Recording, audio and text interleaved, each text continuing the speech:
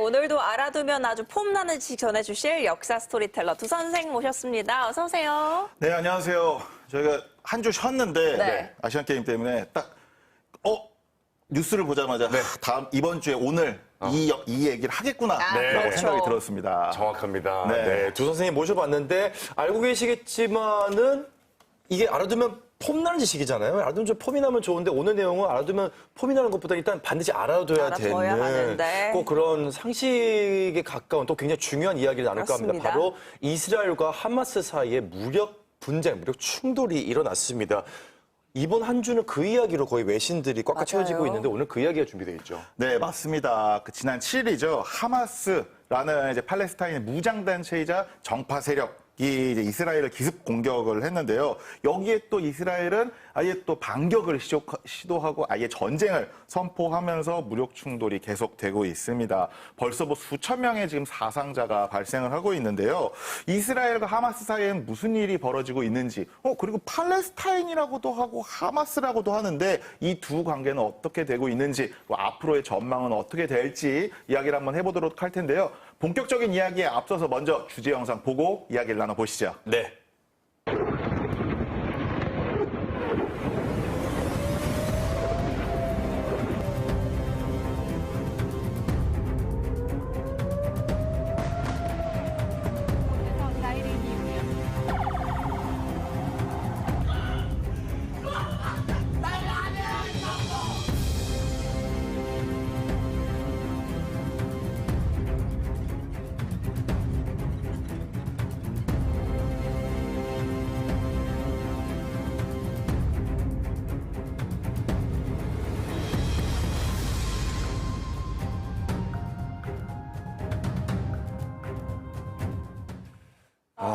팔레스타인 무장정파 하마스가 이스라엘을 기습 공격하면서 전쟁이 시작된 지 오늘로 벌써 이제 엿새째 접어들었습니다. 네. 지금까지 상황 한번 좀 짚어주시죠.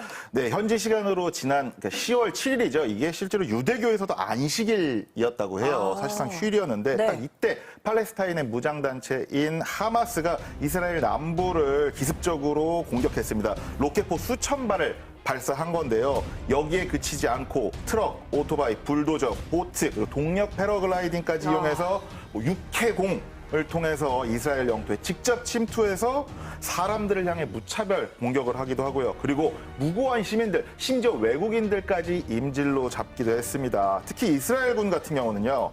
하마스에 의해 참수된 영유아들까지 있다고 이야기를 해서 저희들한테 참 이제 안타까운 마음이 계속 들기도 하죠. 글쎄요. 이런 소식을 참 전하는 게 참 마음이 무겁고 맞아요. 심지어 콘서트장에 네. 급습을 당하면서 외국인들 끌려가는 모습을 보면서 참 이게 지금 진짜 일어나고 있는 일인가 싶을 정도 충격을 받으신 분들이 많을 것 같습니다. 이스라엘 시민들 입장에서는 이루 말할 수 없는 큰 공포를 느꼈을 것 같아요. 네. 기습 당시 아까도 말씀드렸죠. 이게 안식일이었습니다. 그래서 어떤 도시에서는 이스라엘 남부에서는 음악 축제, 그러니까 페스티벌이 열렸는데 그때 이제 행사장이 아비규환이 됐다고 합니다. 네. 또 해당 영상을 준비했거든요. 함께 보면서 또 이야기 나눠보시죠. 아하. 축제 중이네요. 네, 분위기가 너무 좋죠. 저게 지금 어머. 낙하산인지 패러글라이딩인지 네. 타고 내려오는 하마스 무장단체인 거죠? 네, 그렇습니다. 지금 저게 그 이스라엘 추수감사절인 초막절을 맞아서 음악 축제가 있었는데 네. 그 행사장에 이제 하마스 무장대원들이 등장을 해서 민간인들을 납치하고 사람들을 향해서 저렇게 총격을 하다 보니까 이게 자연스럽게 막 피해서 좀 도망가는 그런 상황입니다. 이스라엘이요, 저 행사장 인근에서 무려 시신 260구를 아이고. 수습했다고 전했습니다. 이제 현장에 계신 분들은 상황 파악도 금세 안 되셨을 것 같고 이게 진짜 현실인지 네. 분간조차 어려우셨을 것 같아요. 축제장이 한순간에 그야말로 전쟁터로 돌변한 건데 이런 하마스의 공격에 이스라엘도 바로 반격을 시작하면서 전쟁이 됐잖아요. 네, 그 이스라엘이 즉각적으로 보복 공격에 나서고 그리고 이제 전쟁까지 선포를 했습니다. 근데 우리가 이제 막 가슴을 아파할 건 아파하고 이제 알아야 될 네, 현실들은 이제 그렇죠. 알아야 될 것 같은데요. 우리가 팔레스타인이라고 알고 있는데 하마스는 어디지라고 생각을 하실 겁니다. 네. 팔레스타인은 지도를 보시면 정확하게 아실 수가 있습니다. 네. 팔레스타인은요, 저렇게 가자 지구와 서한 지구로 분리가 돼 있고요. 네. 특히 이번 일은 가자 지구를 사실상 사실상 통치하고 있는 정파단체이자 무장단체인 하마스가 일으켰다라고 할 수가 있습니다. 이스라엘은 지금 이 가자 지구를 전면 봉쇄했는데 7일 이후에 전투기 그리고 뭐 대포 등등을 동원해서 또 지금까지 1,000곳 이상의 목표물을 타격해서요. 가자 지구는 지금 뭐 쑥대밭이 됐다고 합니다. 네. 여기에 또 하마스는 7일 기습 당시에 잡아간 민간인 인질을 두고 또 협박을 하고 있는 상황입니다. 그러니까 네. 이스라엘 너희가 계속 우리 가자 지구를 폭격할 때는 인질을 살해하겠다라고 아이고. 해서 거의 뭐 인간 방패 전술을 사용하고 있다라는 지적이 나오고 있죠. 네, 지금 가자지구 같은 경우는 완전히 이스라엘의 이제 군 병력이 완전히 포위하고 있다 이런 소식까지는 들었는데 네. 양측의 피해 상황이 지금 만만치가 않죠. 이게 지금 계속 실시간으로 업데이트가 되고 있는 상황이에요. 그래서 이것도 또 언제 바뀔지 모르지만 최소로 말씀을 드리겠습니다. 하마스 공격으로요. 이스라엘에서는 최소 1,200명이 사망했습니다. 아이고. 부상자가 아니라 사망만 이렇게 했고요. 네. 그리고 이스라엘은 또 보복 공격으로 팔레스타인 가자 지구에서 1,000명이 넘는 사망자가 지금 발생을 했습니다. 그러니까 다 합치면은 양국 다 합쳐서 한 2,000명이 넘는 인원이 사망을 했는데 네. 여기에 또 이스라엘 군 같은 경우는 팔레스타인 반격하는 과정에서 팔레스타인 군인 1,500구의 시신을 발견했다고 해요. 그러니까 지금 다 합치면은 지금 최소 4,000명까지 늘어날 수 있는 그런 네. 상황이고요. 부상자도 지금 10,000명에 이르르고 있다고 합니다. 그리고 아까도 말씀드렸죠. 하마스가 이스라엘에 침투를 해서 인질이 한 150명가량 지금 잡은 상황이거든요. 근데 이게 또 이스라엘 사람들만 있는 게 아니라 미국, 영국, 프랑스, 독일, 우크라이나인들 같은 이제 외국인들도 잡았고요. 또 여기에 아까도 보셨죠? 아까도 말씀드렸죠. 어린아이, 외국인 할 것 없이 아주 잔인한 살상이 벌어지고 있는 상황입니다. 그 이스라엘 현재 또 우리 교민분들도 살고 계시잖아요. 네. 저희 해보라 오픈하우스 코너에도 출연하신 적이 있는 현재 교민의 인터뷰를 저희가 준비했습니다. 영상 보고 오시죠.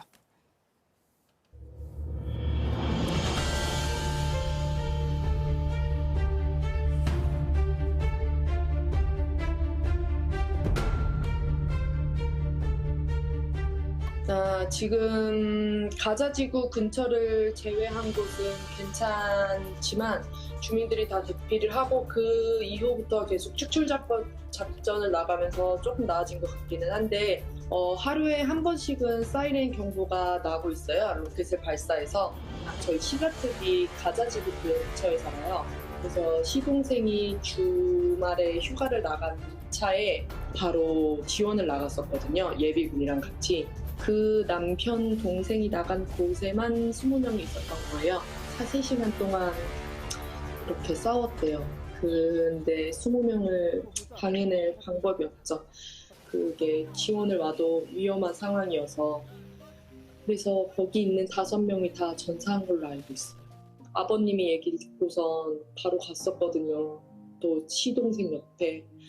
한 3시간을 누워 계시더라고요. 위험한데도 불구하고 거기에 혼자 두기가 그러니까 이스라엘이 땅이 작아서 거의 건너 알면은 아는 사람들이거든요. 거의 친구 할머니가 돌아가셨대. 친구 할머니 연락이 안 되네.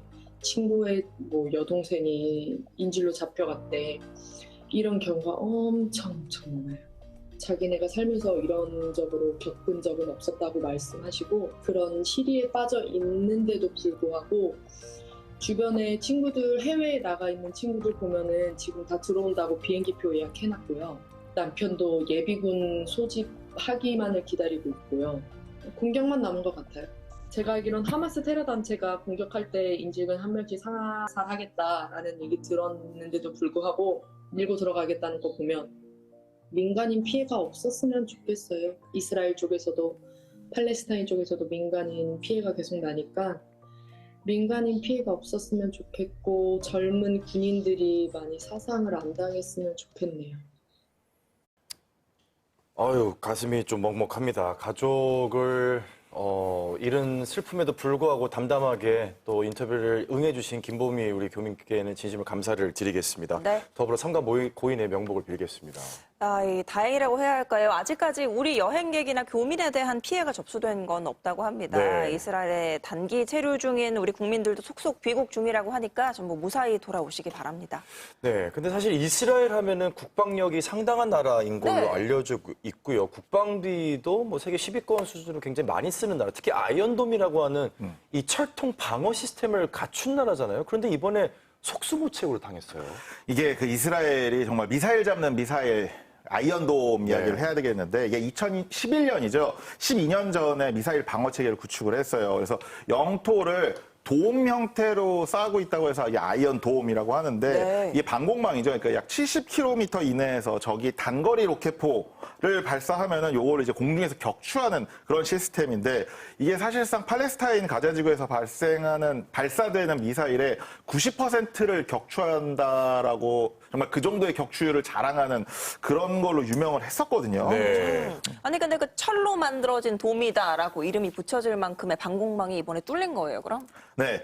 이게 기본적으로 그 전에 그러니까 제가 예전에 어렸을 때 이야기 듣던 거랑은 확실히 이게 공격 루트가 달라졌는 게 진짜로 수제 로켓 하나 발생해서 퓨 한두 개 이렇게 발생해서 끝났거든요, 팔레스타인이. 네, 네. 근데 이번에는 수천 발을 한꺼번에 이렇게 발사를 하다 보니까 사실상 아이언돔도 제대로 이제 기능을 발휘하지 못한 것으로 보입니다.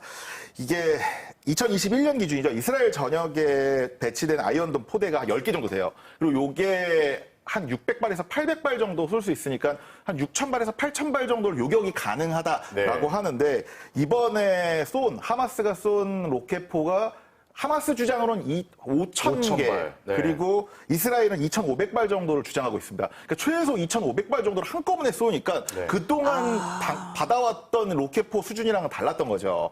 그리고 이게 단시간에 준비를 했던 게 아니라 2년 정도 동안 이 하마스가 이제는 더 이상 팔레스타인의 경제나 민생에 좀 신경을 쓰겠다라고 네. 해서 약간 화전양면 전술을 취했던 거예요. 그러다 보니까 이제 급작스럽게 또 로켓포를 발사하면서 이 이스라엘에 있는 관제센터도 혼란에 빠져서 이런 큰 피해를 입었다라고 합니다. 네, 특히나 그 전까지는 뭐 좀 재래식 무기였다면 이번에는 이제 아직은 좀 추측이지만 좀 이란의 도움을 또 받았다. 이러다 보니까 개수도 늘고 굉장히 명중률도 높았다고 해요. 실제로 네. 5,000마리 발사됐으면은 요격률이 90%라고 얘기를 했으니 10%만 놓쳐도 500발이거든요. 그렇죠. 자, 그러다 보니까 이스라엘이 하마스의 기습 공격에 무방비를 당할 수밖에 없었다는 건데 특히나 이번에 좀 나오고 있는 이야기가 네. 이스라엘 이 정보기관 이발 모사드가 제 역할을 못한 게 아니냐 이런 얘기도 있습니다. 맞습니다. 모사드, 그러니까 이스라엘 첩보기관 하면은 중동 한가운데에 있기 때문에 정말로 유명한 그런 곳이죠. 이스라엘은 첩보기관이 크게 이제 두 개가 있습니다. 네. 그러니까 우리나라로 치면 국정원, 국내 파트, 해외 파트처럼 이제 국내 파트는 이제 신베트, 네. 그리고 이제 해외 첩보기관인 이제 모사드 이렇게 양대 기관이 있는데요. 이 두 기관 모두 하마스의 계획을 사전에 인지하지 못했다라고 그렇군요. 하는 겁니다. 특히 이제 모사드 같은 경우는 첩보 영화에도 참 많이 등장을 하죠. 그래서 첩보망, 자금력, 이 뭐 세계 최강 수준이다라고 알려져 있는데 이번 기습 공격을 알아채지 못해서 많은 논란을 불러일으키고 있습니다. 특히나 이번 일이 이스라엘 사회, 이스라엘 정치권의 내분 때문에 이렇게 첩보망이 뚫린 게 아니냐라는 이야기까지 나오고 있는데요. 지금 이스라엘 정부가 네타냐후 총리 정부거든요. 약간 이제 극우, 이스라엘 민족주의를 강조하는 정부입니다. 그러다 보니 이게 상대적으로 중립을 지키고 있었던 모사드의 고위 간부들이 여기에 이제 반발을 하면서 많은 간부들이 또 옷을 벗었다고 해요. 그러다 보니 이제 첩보 기능이 이제 재구시를 하지 못한 것 아니냐. 그러니까 이스라엘 정치권의 내분 때문에 이런 일이 또 벌어졌다라고 하는 분석들도 있습니다. 네. 그런 추측도 나오고 있군요. 뭐 이스라엘의 정보기관이 제 역할을 하지 못했던 적이 또 있었나요, 혹시? 네. 그래서 오늘 짤막하게 준비한 오늘의 지식입니다. 바로 50년 전 정보전에 실패했던 이스라엘 이야기를 한번 해보려고 네, 네. 하는데요. 이스라엘이 정말 딱 정확히 50년 전에도 이런 같은 실수를 했던 적이 있습니다. 네. 1973년 10월 6일입니다. 이집트와 시리아가 이스라엘을 기습 공격하면서 발발한 욤키푸르 전쟁. 이게 이제 4차 중동 전쟁이라고도 하는데요. 욤키푸르는요, 유대교의 속죄일이라고 합니다. 그래서 하루 동안 아무 일도 못하고 단식을 하면서 속죄를 해야 하는 날인데 1973년 10월 6일 전쟁이 발발한 이 날이 바로 욤키푸르 날이었습니다. 그래서 이제 욤키푸르 전쟁이라고 불리는데요.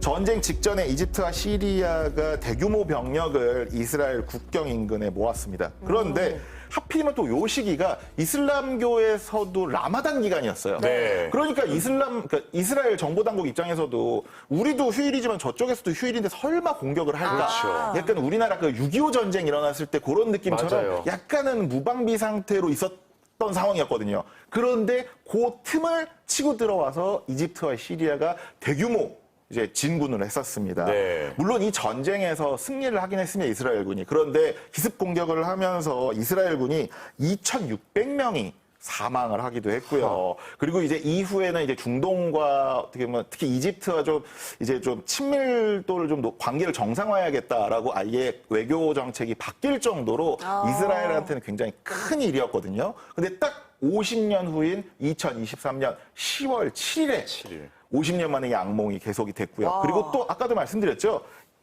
10월 7일이 또 하마스가 공격했던 이 10월 7일이 유대교의 또 안식일이었습니다. 네. 그 틈에 또 바로 또 이런 악몽이 벌어졌던 거죠. 그러니까 이집트와 시리아가 이스라엘을 공격했을 때가 정확하게 50년 전 하루 전인데요. 네. 50년하고 하루가 지난 10월 7일 하마스가 다시 이스라엘을 공격을 했습니다. 다시 이야기를 돌아와서 하마스는 왜 이런 공격을 감행한 걸까요? 하마스가 직접 밝힌 이유가 있거든요. 네. 그걸 영상으로 준비를 했습니다. 함께 보시죠.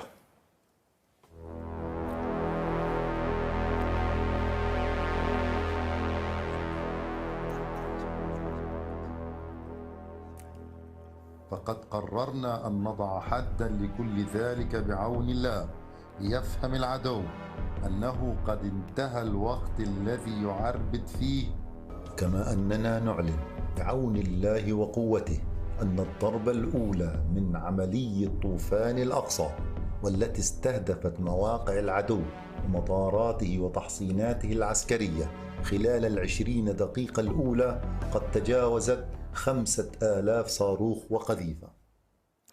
이제 포면적인 이유는 영상에서 보신 것처럼 이 알-아크사 사원 때문입니다. 그래서 이번에 하마스가 공격했던 기습 공격 작전도요, 알-아크사 홍수 작전이었습니다.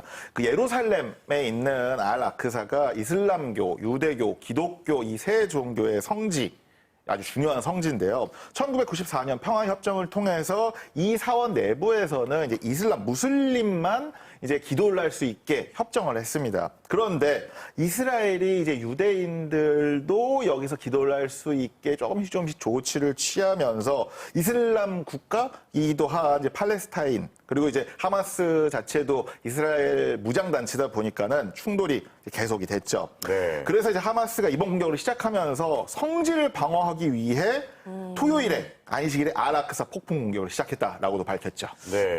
이 알-아크사 사원을 둘러싼 긴장 말고도 다른 이유가 또 있을 것 같은데요. 팔레스타인의 지금 상황도 지금 별로 좋지가 않거든요. 그걸 또 주목을 해야 되는데, 아까도 말씀드렸죠. 이스라엘 지금 정부가 그 네타냐후 총리가 집권을 하면서 약간 극우적인 성격을 굉장히 많이 보이고 있고요. 그리고 팔레스타인이 지금 서한 지구와 가자 지구로 분리되어 있는 상태입니다. 그런데 이 서한 지구에 이스라엘 국민들을 보내면서 사실상 약간 합병을 하려는 분위기가 보여지고 있어요. 네. 지금 그 서한 지구는 파타라는 정당이 집권을 하고 있는데, 그러다 보니까 좀 더 위기감을 느낄 수밖에 없고요. 그리고 이스라엘에 의해서 갇혀 있는 저 가자 지구 같은 경우도요, 전기, 물, 식량이 점점 줄어드는, 그러니까 경제 상황이 너무 나빠져서 지금 생존이 위협받고 있는 그런 상황입니다. 네. 그러다 보니까 팔레스타인의 불만도 높아지고 갇혀있는 가자 지구의 상황도 굉장히 안 좋아지고 있다라고 이해를 하시면 되겠습니다. 네, 중동 지역의 긴장감은 세계가 주목할 수밖에 없는 활약고인데요. 지금 세계 각국의 좀 여론은 어떤가요?